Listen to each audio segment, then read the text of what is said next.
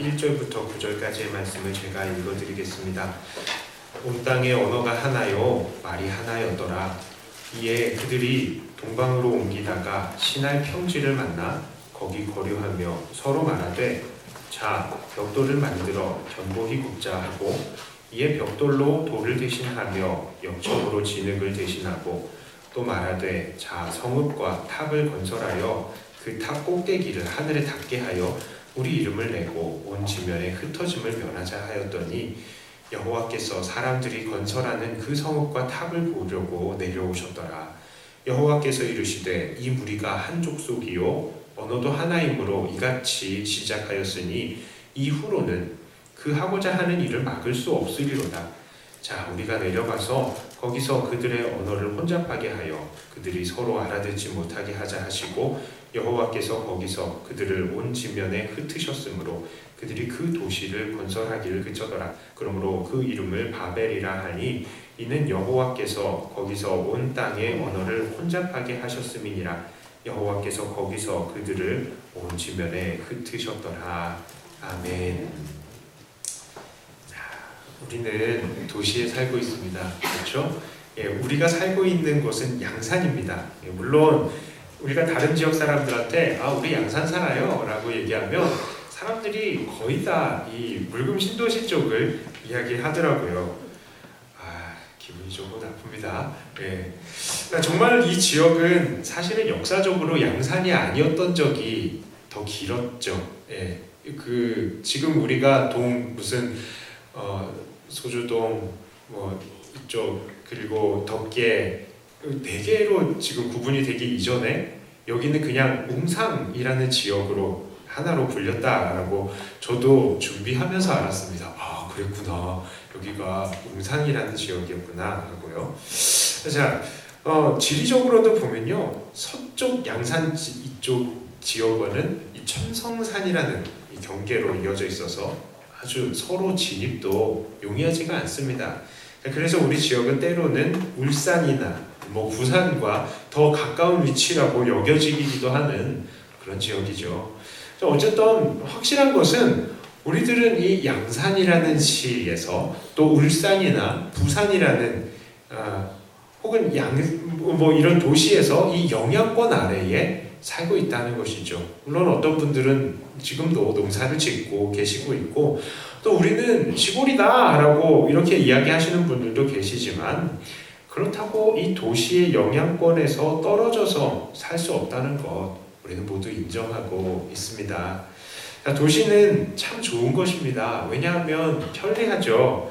맛있는 음식점들이 주변에 있고요. 또 영화관이나 각종 오락시설도 있고요.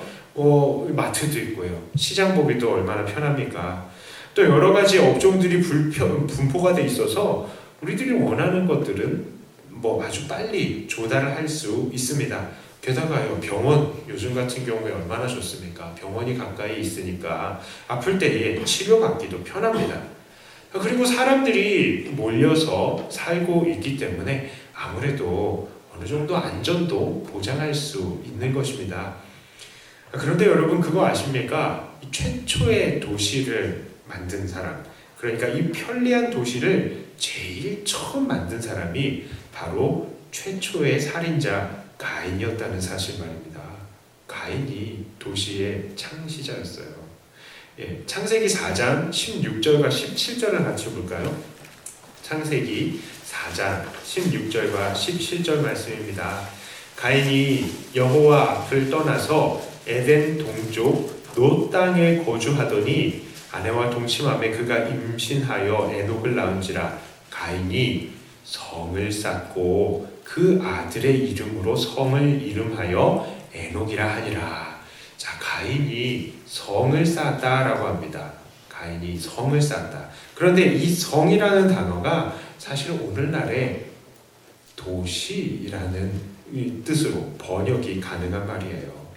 자, 왜 가인이 성을 쌓았을까요? 왜 가인이 도시를 만들었을까요? 답은 뻔합니다. 왜냐하면 이 가인은 당시 보통의 방법으로, 즉 농사로는 먹고 살 수 있는 방법이 없었기 때문이에요. 가인은 살인한 이후에 하나님께 저주를 받았습니다. 하나님께서는 가인이 땅으로부터 저주를 받아서 그가 밭을 갈아도 땅이 다시는 그 효력을 내주지 않을 것이다 라고 말씀하셨습니다. 그러니까요, 먹고 살 수가 없는 거예요. 보통의 방법으로는 살 수가 없고요. 진짜 빌어 먹어야 되는 겁니다. 어디 가서 나 좀 먹을 거 주세요 하고 빌어 먹지 않으면 심어도 나지가 않으니까 살 수가 없는 것이죠. 자, 그렇게 저주를 받은 가인에게 이 도시라는 형태는요, 자기가 받은 저주를 피해서 먹을 것을 구할 수 있는 아주 좋은 형태를 제공해 주는 겁니다. 가인은 어떤 방식으로 먹을 것을 얻었습니까? 그렇습니다. 먹을 걸 직접 생산하지 못하면 먹을 것을 가공하거나 유통하면 되는 거잖아요. 자, 그리고 그 이외의 서비스를 제공해서 벌어먹을 수 있게 되는 것이죠. 도시는 그런 행위들이 가능해지는 곳입니다. 자, 그래서 그런지 창세기 4장에 보면 가인의 후손들이 직업이 나오는데요. 그들은 어떤 직업을 갖고 있습니까? 가축을 치고요, 수금과 퉁소리를 연주하고요, 구리와 쇠로 여러 가지 기구를 만드는 사람들이었다라고 말을 합니다. 이 모든 것들은 모두 땅에서 나오는 곡식들과는 밀접한 관계가 별로 없어요. 물론 목축과 같은 것들은 곡식을 기르는 것과 조금은 관계가 있을 수 있겠지만, 당시에는 가축을 기르기 위해서 한 곳에 축사를 마련해 두는 것이 아니라 이곳저곳 가축을 이끌고 치고 다니면서 반복을 했기 때문에 이들은 풀이 있는 곳으로 다니면서 목축업을 할 수 있었던 것입니다. 자, 그렇습니다. 이들은 기본적인 직업은요, 모두 땅의 열매를 얻는 농업을 떠나 있었던 것입니다. 이것은 참 주목할 만한 것이죠. 농업은 사람의 노력에요, 하나님의 복이 더해져야 이룰 수 있는 거예요. 지난주에 우리 농사를 지으시는 집사님과 이야기를 하다가 그런 말씀을 집사님이 하시더라고요. 그래, 비는 하늘에서 비 내리는 건 어쩔 수 없는 거다. 하나님이 하시는 일인데 그거를 사람이 어떻게 하겠느냐. 그렇죠. 비는 하나님이 내려주시는 거예요. 그러니까 농사는 그야말로 하나님 앞에 겸손해질 수밖에 없는 겁니다. 자기가 최선을 다해서 밭을 갈고 모를 심고 하더라도요, 하늘에서 비 안 내려주면 잘할 수가 없거든요. 그러니까 정말 하나님 앞에 엎드릴 수밖에 없는 것입니다. 농업만큼이나 하나님을 경외할 수밖에 없도록 만들어주는 것도 없어요. 왜 그렇겠습니까? 하나님께서 모든 것들을 주관하시고 하나님께서 비 내리지 않으시면 그 모든 노력이 허사가 되기 때문입니다. 그러나 이러한 도시라는 삶의 유형을 선택한 사람들은 아주 자연스럽고 아주 교묘하게 하나님의 축복을 벗어날 수가 있는 것이죠. 그것이 도시의 출발이었고 또한 도시의 무서운 점인 것입니다. 자, 그런데 오늘 본문에서는 또 다른 도시가 만들어지려고 하고 있습니다. 그것은 바로 바벨탑이 세워지는 도시입니다. 오늘 본문 4절에서 사람들은 분명히 말합니다. 자, 우리가 성읍과 탑을 건설하자. 여기서 말하는 성읍도 도시를 말하는 것입니다. 물론 이 도시는 분명히 가인의 후손이 아니에요. 가인의 후손들은 전부 다 홍수에 다 휩쓸려서 죽었습니다. 이들은 노아의 후손들인 겁니다. 그러니까 이들은 밭을 갈아도 나오는 것들이 있는 거예요. 하지만 그들의 행동은 지극히 가인스러운 것입니다. 이것을 봐도 알 수 있죠. 아무리 노아의 후손이라도요, 얼마든지 죄인이 될 수 있는 거예요. 죄악은 혈통적으로 흐르는 것이 아니라 사람에게 기본적으로 나오는 것입니다. 자, 이들이 왜 도시를 만들려고 합니까? 이유가 두 가지입니다. 하나는 이름을 내는 거예요. 그리고 또 다른 것은, 두 번째는 흩어짐을 면하자는 것입니다. 이름을 남기고 싶은 것, 사람들의 마음에 깊숙이 있는 욕망입니다. 자기를 지혜롭게 보이고 싶은 명예욕이죠. 이 명예욕과 또 무엇과 연결이 되어 있을까요? 자기의 권세, 그리고 부호, 이것들이 다 연결이 되어 있는 거예요. 정말 획기적으로 좋은 도시를 만들면 그 도시를 개발한 사람들 얼마나 유명해지겠습니까? 또 돈도 많이 벌 수 있겠죠. 그리고 그들은 흩어지기를 원치 않았습니다. 분명히 흩어져서 땅을 정복하라는 것이 하나님의 명령이었음에도 불구하고 그들은 그렇게 하지 않았어요.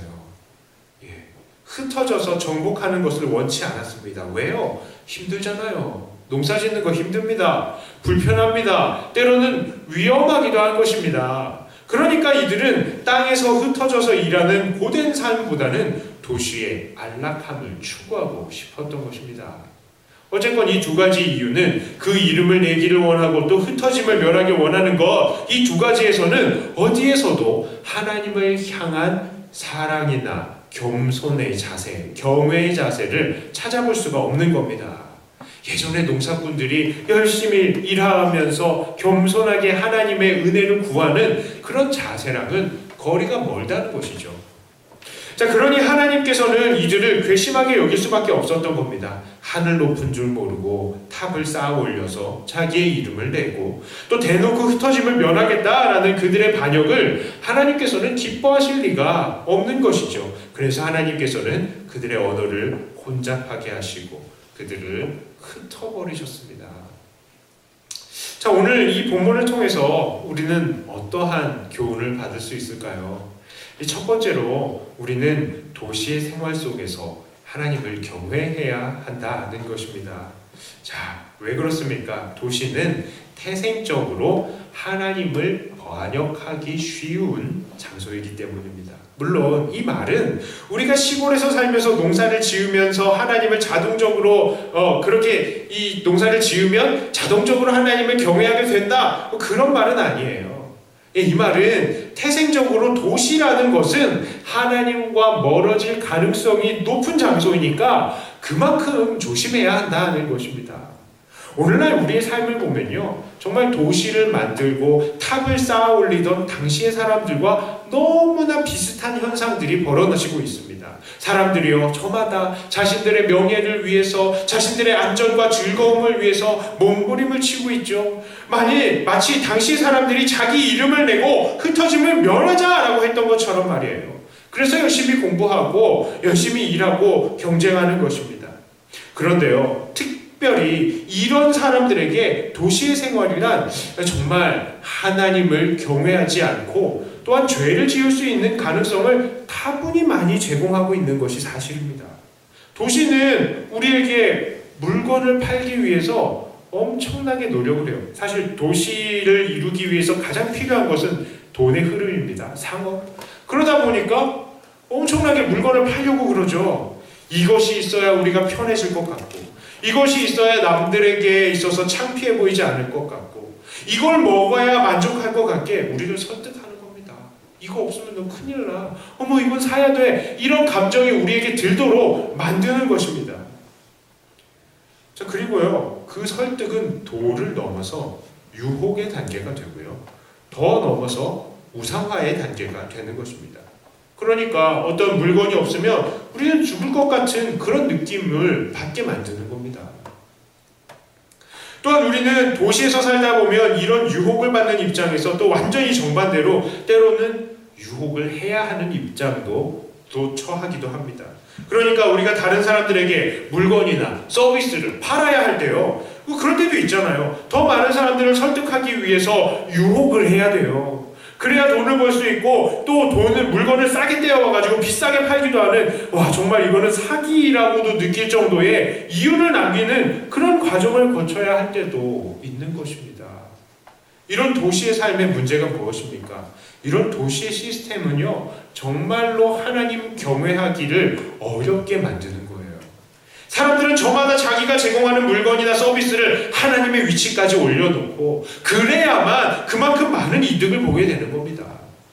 그래서 사람들은 하나님이 아닌 수많은 유혹들에 노출이 되어 있고 또 수많은 유혹들을 또 제공하는 것이죠. 이런 우리의 삶을 보자면요, 때로는 우리가 바벨탑의 도시처럼 흩어짐을 면하기 위해서 이렇게 더 죄악과 결탁하고 있는 건 아닌가? 우리가 혹시 살아남기 위해서 가인의 삶의 방식을 택하고 있는 건 아닌가? 이런 자괴감이 들 때도 있는 것입니다. 만약 우리가 도시가 아닌 그냥 이 세상에서 동떨어져서 농사나 짓고 살았다면 이런 유혹의 악순환은 밟지 않을 것이라는 그런 생각도 해봅니다.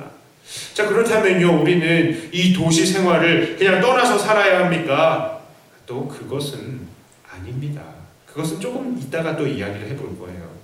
다만 우리는 모든 일들에서 죄를 멀리하고 또 하나님을 경외하기를 놓쳐서는 안 되는 것입니다. 혹시 내가 선택한 직업과 또 내가 선택한 이 도시의 삶이 혹시 내 이름을 드러내고 나의 안락한 삶만을 위한 것들은 아닌가? 아니면 다른 사람들로 하여금 그 이름과 그 삶의 안락함을 추구하기를 우상처럼 조장하는 것은 아닌가? 우리들은 두려워하면서 경계해야 되는 것입니다. 우리는 더욱 그러기 쉽게 노출이 되어 있는 거예요.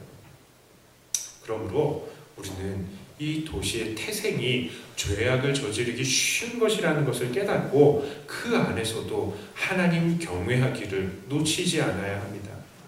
자, 두 번째로요. 우리는 이 도시에서 복음을 전하기 위해서 살아야 합니다. 그것이 우리가 도시에서 삶을 떠나지 않아도 괜찮은 이유예요. 이 도시의 시스템은 물론 하나님을 잊어버리고 경외하지 않기 쉽게 만드는 그런 시스템이지만 그래도 희망적인 것이 있습니다. 무엇이냐? 예수님께서도요, 이런 도시 시스템을 용인하고 계셨어요.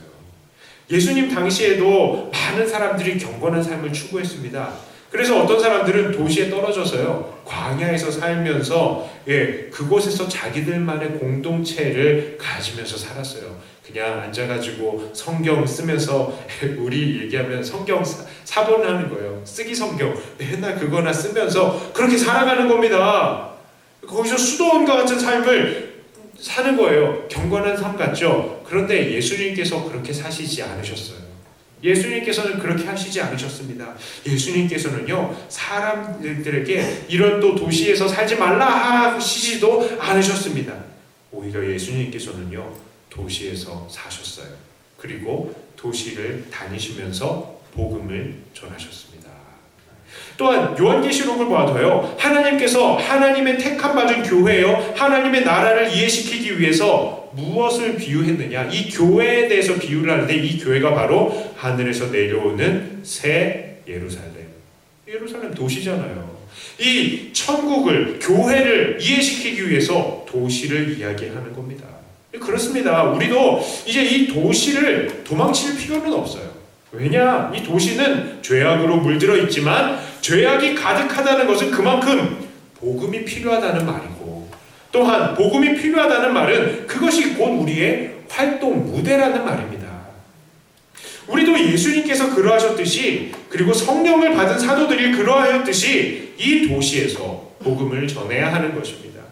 이 도시에는 정말 엄청난 사람들이 자기의 이름을 내기 위해서, 그리고 이 세상에 흩어져서 불편하고 위험해지는 것을 면하기 위해서 그렇게 살고 있는 겁니다. 우리는 그런 사람들에게, 정말 우리들에게 진정한 복과 생명이 되시는 예수님을 전해야 되는 것입니다. 그것이 우리가 이 도시에서 살아가야 하는 이유가 되는 것입니다. 특별히 바로 이런 이유 때문에 요즘 교회들이 큰 불편을 겪고 있는 것이죠. 전염병이 창궐하다 보니까 사람들의 마음이 이 죽음에 대한 공포로 휩싸여 있습니다. 게다가 그 전염병이 번지는 데에 이 신천지라는 이 이단이 이 중심이 되어 있기 때문에 사람들이 더더욱 이 교회가 모이는 것에 대해서 경계를 하는 것이죠. 사실 우리들은 전염병 따위가 그렇게 무섭지는 않습니다. 뭐 죽어도 천국 가니까. 그렇죠. 전염병이 우리에게 그렇게 큰 위험이 되지는 않아요. 그래서 우리는 뭐 조금 조심은 하겠지만 병 걸리는 것에 대해서 그리 걱정은 하지 않을 것입니다. 다만 염려스러운 것은요, 우리의 모임으로 인해서 믿지 않는 사람들이 전염이 될 가능성이 있다는 것이죠. 특별히 우리는 많은 사람들이 밀집해 있는 도시에서 살고 있고, 또 교회는 여러 지역에서 여러 분야의 사람들이 모이기 쉬운 곳이니까 그 전염의 영향력은 엄청난 것입니다. 그런데 만일 우리 때문에 그렇게 전염병이 더 창궐하게 된다면 교회는 복음이 아닌 것들 때문에 세상에 비난이 되는 것이고, 그것은 결국 복음이 증거되는 데에 큰 방해가 될 것입니다. 그래서 우리 교회도, 그리고 다른 교회들도 모임을 줄여나가고 있는 것이죠. 우리가 믿음이 없어서가 아니라 더 복음을 잘 전하기 위한 일환인 것입니다. 염려스러운 것은 이 질병이 점점 더 창궐하여서 세상에 우리에게 주일 오전에 이렇게 한 번 모이는 것조차도 하지 말라라고 하니까 답답한 것이죠. 우리는 어떻게 해서든지 자꾸 모여야 서로를 향한 사랑과 선행을 격려하고 더욱더 예수님 닮아갈 수 있도록 도울 수 있는데, 자꾸 모임이 없어지다 보면 도리어 교회들이 약해질까봐, 특별히 믿음이 연약한 자들이 더 무너질까봐 걱정스러운 것입니다. 세상 사람들도요, 아무리 전염병이 창궐한다 해도 쌀 떨어지고 식재료 떨어지면 어디 갑니까? 시장 가고 마트 가잖아요. 그런 것처럼 우리들의 모임은 우리의 음식과도 같은 거 아니겠습니까? 모여서 말씀 드릴 때마다 우리가 더 자라나잖아요. 또 뉴스에 보면 세상 사람들이 마스크 없다고 마스크 사려고 4시간, 5시간 줄 서네요. 그걸 줄 서가지고 마스크 한 3장, 4장 사요. 그런데 우리들에게는 이 모임이 마스크와 같은 거 아니겠습니까? 모일 때마다 우리가 서로 돌아보고 격려하고 권고하고 더 예수님 닮을 수 있게 도와주잖아요. 죄악을 필터링하지 않습니까? 모임은 마스크와도 같은 겁니다. 이렇게 우리들에게 모임이란 필수적인 것입니다. 하지만 이 시대적인 요구에 따라서 우리들은 복음을 더 잘 전하기 위해서 한 발 물러서는 것이다 라고 생각하시면 되겠습니다. 물론 우리가 지금은 교회라는 이름으로 이 복음을 전하기가 힘든 상황이 되었지만, 그러나 여전히 이 도시에서 우리의 할 일은 남아있습니다.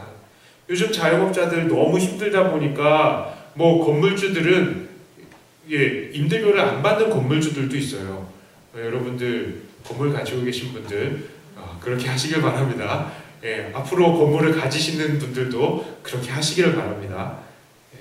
또 일부러요, 매상 올려주기 위해서 직접 매장에 가지는 못하지만 전화로나 이렇게 온라인으로 주문을 해서 음식을 시키시는 분들도 많습니다. 잘하시는 거예요. 어떤 사람들은 마스크를 기부하기도 하고요, 또 많은 돈을 기부하는 사람들도 있습니다. 또 의료진들은 요즘 대구 같은 데에 너무 의료진이 부족하니까 거기에 자원봉사로 찾아가는 사람들도 많이 있습니다. 저는 이렇게 발벗고 다른 사람들을 돕는 사람들 가운데에 우리 믿는 사람들이 가장 많았으면 좋겠습니다. 그것이 바로 이 도시에서 살면서 예수님의 사랑을 드러낼 수 있는 방법이고, 또한 그러한 삶은 결국 전도로 이어지게 되는 것입니다. 자, 이제 말씀을 정리합니다. 오늘날 우리들이 살고 있는 이 도시, 그 시작의 동기는 절대 아름답지 못했습니다. 또한 저마다 자기의 이름을 내고 싶어하고 흩어짐을 면하고 싶어하는 사람들에게 이 타락의 요소들을 전하기에 딱 좋은 곳이 바로 이 도시라는 형태입니다. 그러므로 우리들은 이 도시를 살면서요, 더 긴장해야 돼요. 하나님을 경외하기를 더 포기해서는 안 되고, 그리고 더 나아가서 이 복음에서 복음을 전하기 위해 최선을 다해야 하는 것입니다. 우리가 그렇게 최선을 다하지 않는다면 우리는 이 큰 죄악의 세력에 삼켜질까봐 두려운 것입니다. 우리는 하나님께서 다스리시는 새 예루살렘의 식구들입니다. 그러므로 우리는 오늘도 두 발은 이 양산이라는 도시에 살고 있지만, 그 영혼은 새 예루살렘의 주인이신 하나님의 명령에 순종하며 이 도시의 죄악 세력들과 싸워야 할 것입니다. 이렇게 날마다 이 도시와 싸우며 경건을 이루고 복음을 능력 있게 전하시는 새 예루살렘의 모든 시민 되시는 저와 여러분들이 다 되시기를 주님의 이름으로 축복합니다. 기도합니다. 하나님 아버지,